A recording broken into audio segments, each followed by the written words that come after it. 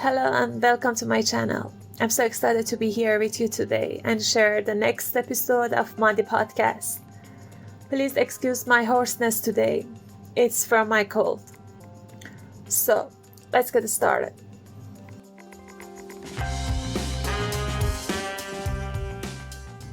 Some people who have had sex with you may involve you so much with their sexual skills that you become dependent on that person. Now, the person who made you depend on this relationship sets the conditions that if we are going to continue this relationship, we have to get married. This act is more common among girls. And you, who have become dependent on sex and its unique pleasure, may find yourself getting married to other person without thoughtful consideration and making the right decision. However, this marriage is without love and recognition. On the other hand, the opposite scenario may occur. It is possible that person who is your girlfriend or boyfriend is highly compatible and could be a suitable spouse for you. But you may reject them solely based on lack of sexual skills.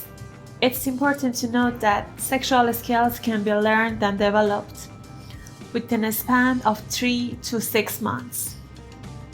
In general, when sex hormones are released in the body, it becomes challenging to differentiate between enjoyable feelings and real love.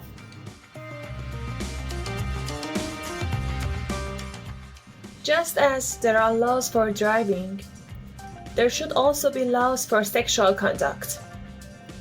When it's illegal, negative consequences are likely to follow.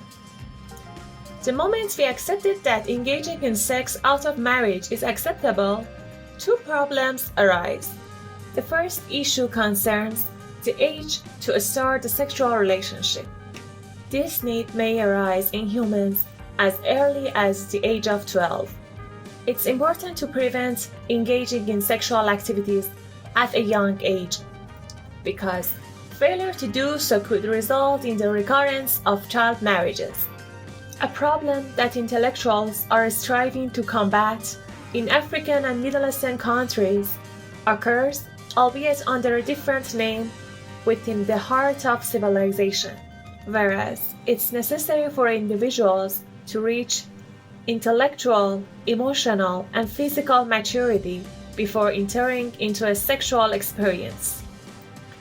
The second issue is the matter of diversity in sexual relationships. If it's acknowledged that engaging in sexual activities outside of marriage is acceptable, then you shouldn't have an issue with a person who had multiple sexual partners before. Additionally, when should one initiate sexual activity? Should it be on the first date, after 6 months, or after a year? As you can see, in the absence of law, there is no definitive time frame for such matters.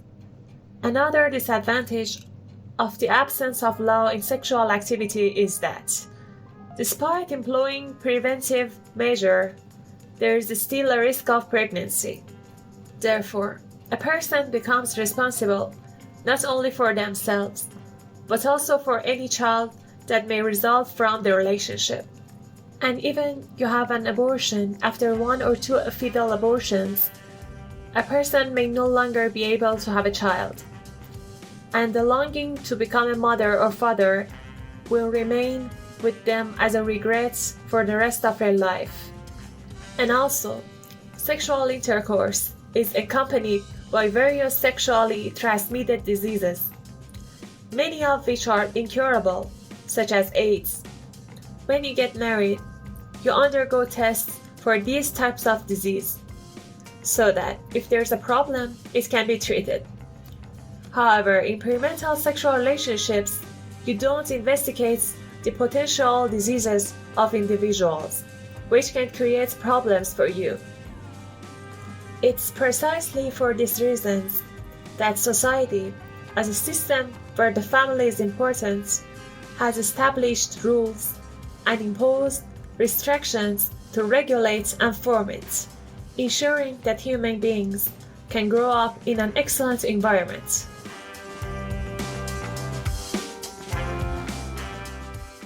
Sometimes people say, well, we have this need, what should we do? I must say that we have needs for many things, such as the need for money, independence, freedom, status, and fame. But we should take steps toward achieving them, and then fulfill our needs along the way. And the way to fulfill sexual needs is through marriage.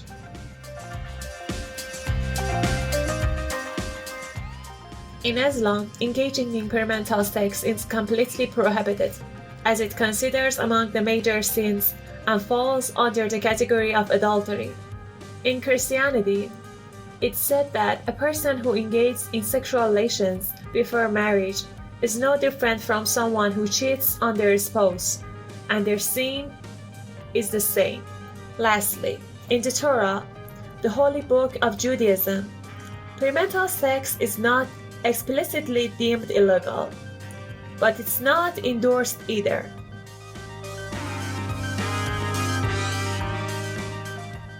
It's possible that you have had a sexual relationship with someone that was so enjoyable, and it becomes a point of comparison. This sexual relationship may have been emotionally, physically, and cognitively satisfying to the extent that I feel the need to compare it with any future sexual relationship for the rest of my life. This sexual relationship gets stored in our hippocampus or long-term memory as a pleasurable experience. Now, imagine that you are no longer with the sexual partner for any reason, and the relationship has ended. Meanwhile, you are beside your spouse, alongside the father or mother of your children.